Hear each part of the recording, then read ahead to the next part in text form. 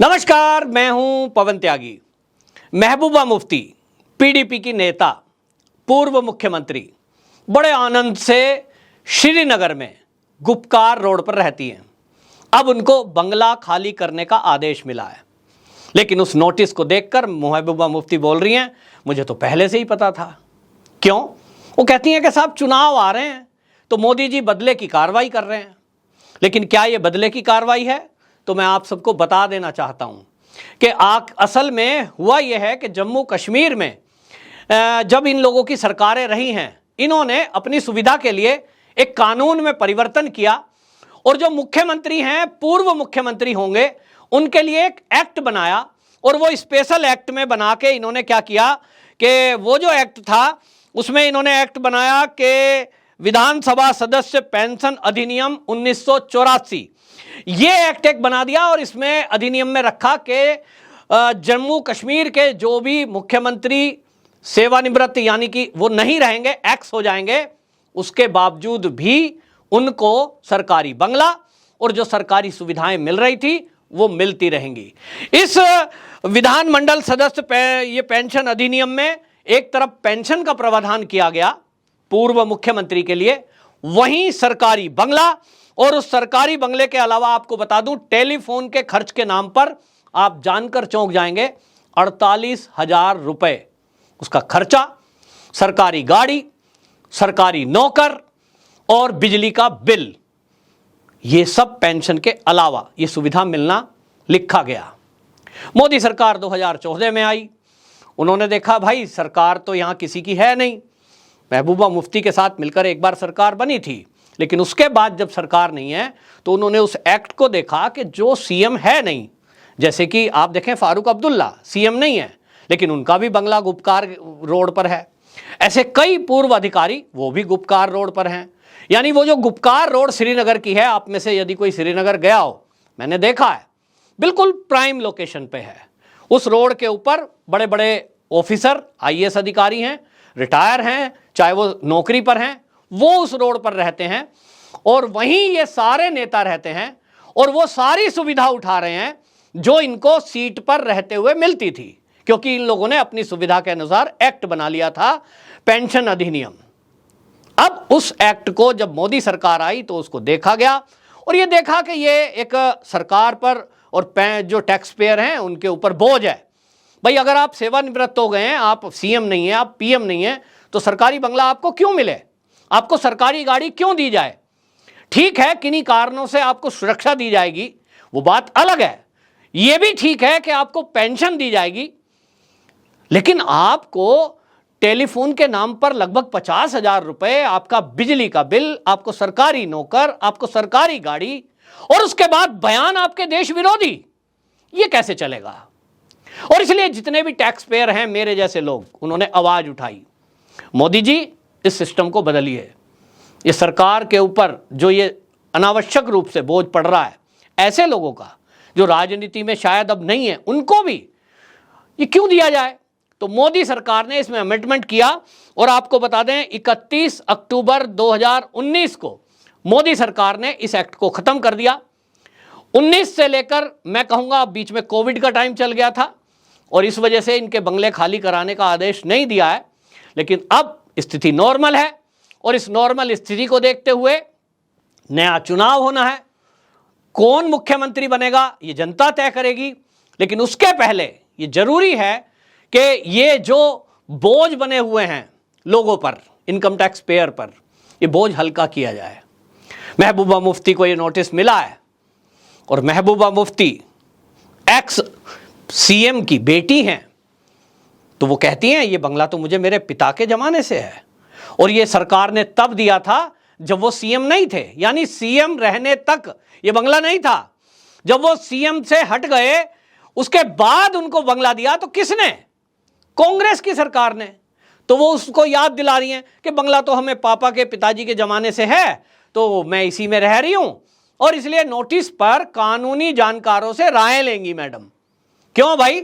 वो कहती हैं मेरे पास कश्मीर के अंदर रहने के लायक कोई जगह नहीं है। आपको सुनकर हंसी आ रही होगी, मुझे तो आई कि जिनके पापा सीएम रहे, जो खुद सीएम रही, जिन्होंने सरकारी संपत्तियों को लूटा। आपको याद होगा बिजली एक्ट जो फारूक अब्दुल्ला ने बनाया था, उसमें जो बंदरबाट हुई और जो करोड़ों रुपए की लूट हुई, क्या उससे एक फ्लैट नहीं खरीदा गया महबूबा मुफ्ती से? महबूबा मुफ्ती ये दावा कर सकती है, लिखित में दे सकती है क्या केंद्र सरकार को कि मेरे पास पूरे जम्मू और कश्मीर और भारत में कोई रहने की जगह नहीं है? लेकिन आज वो मीडिया में बोल रही हैं मेरे पास रहने की कोई जगह नहीं है। अगर महबूबा मुफ्ती के पास कोई रहने की जगह नहीं है, तब भी मेरे जैसे टैक्स पेयर ये कहते हैं कि आप हमारे टैक्स के पैसे पे क्यों पलें, मैं क्यों दूं आपके लिए सुविधा? आप पहली बात तो अब कोई नेता है नहीं, सीएम है नहीं, और अगर होती भी तो भी क्यों मिले? महबूबा मुफ्ती के बयानों को आप देखें तो उनके हर बयान से आपको वो बू आएगी कि वो पाकिस्तान के एजेंट की तरह भाषा का इस्तेमाल करती हैं। उनको सेना की सख्ती से दिक्कत है, उनको पुलिस की सख्ती से दिक्कत है। अगर वहां हमारे कोई सेना ऑपरेशन करती है, महबूबा मुफ्ती बीच में आ जाती है। वहां जो पत्थरबाज हैं या जो आतंकवादियों के सपोर्टर हैं, वो उनको कभी भटका हुआ बताती हैं, कभी उनको बेचारा बताती हैं, कभी वो पाकिस्तान की भाषा बोलकर, ये जो नेता हैं, दो ही तो खानदान है वहां पर, एक फारूक अब्दुल्ला वाला और एक ये मुफ्ती मोहम्मद सईद वाला, इनकी भाषा क्या है? ये बोलते हैं साहब बैठकर पाकिस्तान से बात कर लीजिए। सरकारों को बात करनी चाहिए। क्यों करें बात? मेरा घर, मेरे घर में यदि कोई डिस्टरबेंस करेगा तो उस डिस्टरबेंस को ठीक करने की जिम्मेदारी मेरी है, और मैं यदि सक्षम हूं तो मैं अपनी व्यवस्था कर लूंगा। मैं पड़ोसी से जाके क्यों कहूं कि मेरे घर में एक पलंग को ठीक करना है, भाई कुछ व्यवस्था करिए? ये कमजोर की निशानी है। मोदी सरकार कम से कम कमजोर नहीं है, और इसीलिए ये गुपकार गैंग जो पूरा है ये बौखलाया हुआ है। बहरहाल महबूबा मुफ्ती से जो ये नंबर लगा है, अब ये गुपकार गैंग जो भी वो गुपकार रोड पर रहता है, सरकार ने तय किया है कि एक एक करके वहां जो प्राइम लोकेशन पर जितने भी ये लोग रह रहे हैं, जो ना अभी नौकरी में है ना किसी पोस्ट पर हैं और सारी सुविधा ये पा रहे हैं, इनकी ये सुविधाएं वापस ली जाएंगी। जैसा मैंने कहा, सुरक्षा उनको दी गई है, और सुरक्षा कई कारणों से ऐसे लोगों को भी दी जाती है जो राजनीति में रहे हों, या कई बार तो व्यापारियों को भी दी जाती है। वो जरूर इनके पास रहेगी, लेकिन अब बंगला महबूबा मुफ्ती को खाली करना पड़ेगा। ये किराए पे रहें, यहां तक कि सरकार ने नोटिस में कहा है, अनऑफिशियली भी कहा है कि यदि आपके पास कोई मकान नहीं है जैसा आप कह रही हैं, तो हम आपको कोई किराए का फ्लैट दे सकते हैं। गवर्नमेंट उसकी व्यवस्था करने के लिए तैयार है। बहरहाल इतना तो जरूर है कि महबूबा मुफ्ती उस बंगले के मोह से मुक्त नहीं होना चाहती, क्योंकि ये जो गुपकार गैंग है वो सारे गुपकार रोड पर बैठते हैं और ये वहां बैठकर मीटिंग करते हैं, और इनकी चर्चा का विषय क्या होता है? चर्चा का विषय होता है मोदी सरकार को कैसे हटाया जाए, ये जो इस देश में आर्मी कर रही है इसको कैसे रोका जाए। दिन रात इनके दिमाग में देश विरोधी एक्टिविटी मूव करती रहती है। और महबूबा मुफ्ती, याद रखें आप, वही है जिसने कहा था कि धारा 370 यदि कश्मीर से हटाई गई तो यहां तिरंगा उठाने वाला कोई नहीं बचेगा। क्या यह धमकी नहीं है? यह धमकी क्या बीजेपी को है?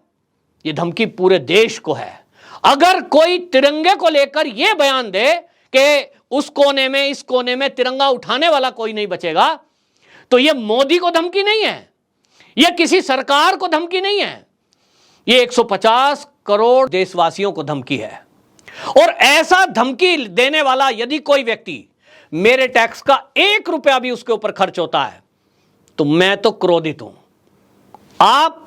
मैं जनता की आवाज सुनता हूं तो जनता भी कहती है कि ऐसे लोगों पर मेरे टैक्स का पैसा क्यों खर्च हो।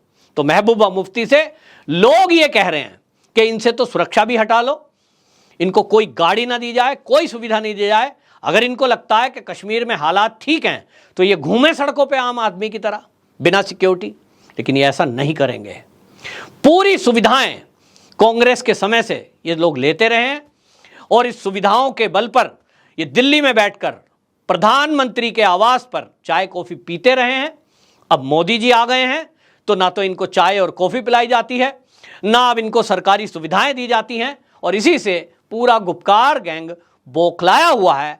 लेकिन जम्मू कश्मीर की जनता में काफी खुशी है, और वो ये लोग कह रहे हैं कि वाकई में पहली बार किसी सरकार में ऐसी हिम्मत आई है कि इन लोगों को छेड़ पाने की ताकत दिखाई है, और लोग कहते हैं मोदी है तो मुमकिन है, बाकी किसी में ये ताकत आज तक नहीं हुई कि इन ऐसे लोगों को, जो कश्मीर के लीडरशिप है, चाहे वो अलगाववादी ही क्यों ना हो, उनसे कोई सरकारी सुविधा किसी ने वापस लेने की हिम्मत दिखाई हो।